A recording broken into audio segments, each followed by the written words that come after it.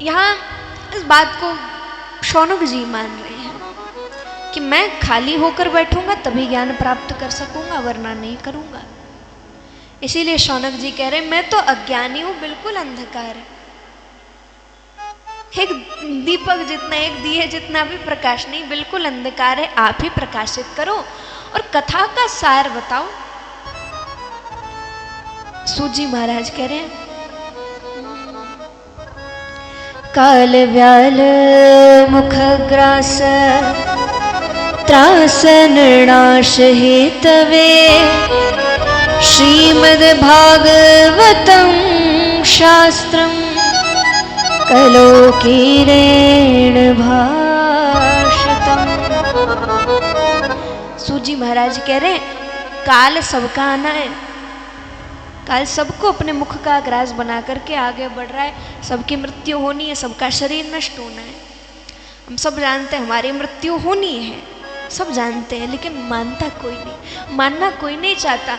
जहाँ मृत्यु की बात आ जाए, जहाँ मरने की बात आ जाए, सब ऐसे कांपने लगते हैं, हमें तो सुनना ही नहीं मरने की बात, हम नहीं मरेंगे, हम अभी नहीं मरेंगे। या हमारा कोई पास का व्यक्ति भी है, हम उसके लिए भी मरने की बात नहीं सुन पाते,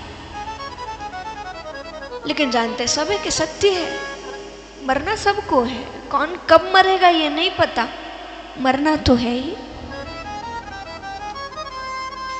और सबके मन में मृत्यु का इतना भय है, इतना डर है, व्यक्ति पूरा जीवन मृत्यु से भागता जाता है, भागता जाता है। और उस मृत्यु के भय को दूर करने के लिए श्रीमद् भागवत महापुराण है। जो भागवत सुन लेता है, ध्यान पूर्वक सुन लेता है, क्योंकि जिसकी जैसी बुद्धि होगी, जो जो मानने वाला होगा वो वही बात बताएगा। इसीलिए हम अपनी बुद्धि अनुसार एक बात बताते हैं। व्यक्ति कथा सुनेगा, हम क्योंकि पूरी कथा में केवल भाव और प्रेम की बात ही बताते कि ठाकुर जी से प्रेम होगा उसी का कल्याण है। तो अब जो कथा सुनेगा, ठाकुर जी का चरित्र सुनेगा मन लगाकर, उसे ठाकुर जी से प्रेम होगा, चरित्र जानकर प्रेम होगा। जिसका रिश्ता ठाकुर जी से होगा उससे रिश्ता ठाकुर जी भी रखेंगे। अब बताओ, आपका कोई रिश्तेदार अगर आपके आसपास आया हुआ हो तो आप उसे कहीं और जाने दोगे? नहीं, आप कहोगे हमारे पास रहो।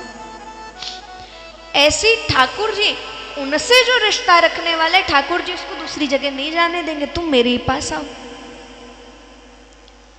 और फिर एक बात सब जानते हैं कि पहले लोग क्या करते, बहुत पुराने समय में बच्चों का विवाह करा दिया जाता, छोटी उम्र में ही विवाह करा दिया जाता।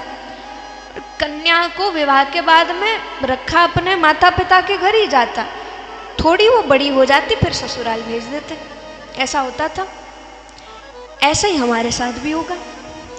हमने अगर अभी ठाकुर जी से रिश्ता बना लिया तो फिर यही समझो ठाकुर जी से रिश्ता हो गया है, अभी हम अपने मायके में रह रहे हैं, फिर ठाकुर जी के पास जाने में, अपने ससुराल जाने में कैसा डर, वो मारेंगे थोड़ी ना हमें। ठाकुर जी से प्रेम में, ठाकुर जी अपने हैं, हमसे रिश्ता रखने वाले, तो ठाकुर जी प्रेम ही देंगे, हमें आनंद ही प्राप्त होगा, तो डर कैसा? जो अच्छा व्यक्ति होगा उसे डर कैसा? खूब पाप करने वाला हो, गलत कर्मों में फंसा हुआ हो, उसे डरना चाहिए मृत्यु से। वो डरते वही हैं जिन्होंने सुना हुआ है कि नरक में ऐसे ऐसे दंड दिए जाते हैं, तो डरते हैं हमारे साथ ऐसा ऐसा होगा। लेकिन एक बात हम बताएं, अगर श्रीमद् भागवत महापुराण की शरण लेकर के कोई कथा सुनने बैठा है, भले ही पहले पापी था, कितने ही पाप उसने किए, लेकिन इनकी शरण में बैठा है समर्पण के भाव से कि हमारे सब पाप अब आपके चरणों में, आगे हम कुछ गलत नहीं करेंगे, अब जीवन को सुधारेंगे। उसी समय ठाकुर जी सभी पापों को नष्ट करके उसे अपनी शरण में ले लेते हैं। लेकिन व्यक्ति के मन में भाव तो आए ऐसे कि आगे नहीं करेंगे, वरना सबको पता है कि गंगा जी में स्नान करने से पाप धुलते हैं, तो बार बार जाते हैं। स्नान करके आ जाओ, पाप धुल गए, उसके बाद फिर पाप करके फिर धुलेंगे। उपाय तो पता चल ही गया।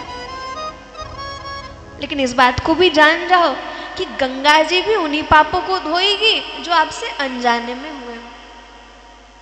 आप जानकर कर रहे हो और सोचो हम बाद में भी यही करेंगे और अभी धो लें, तो वो पाप कभी नष्ट नहीं होने वाले, वो आपके सर पे ही रहेंगे फिर भी।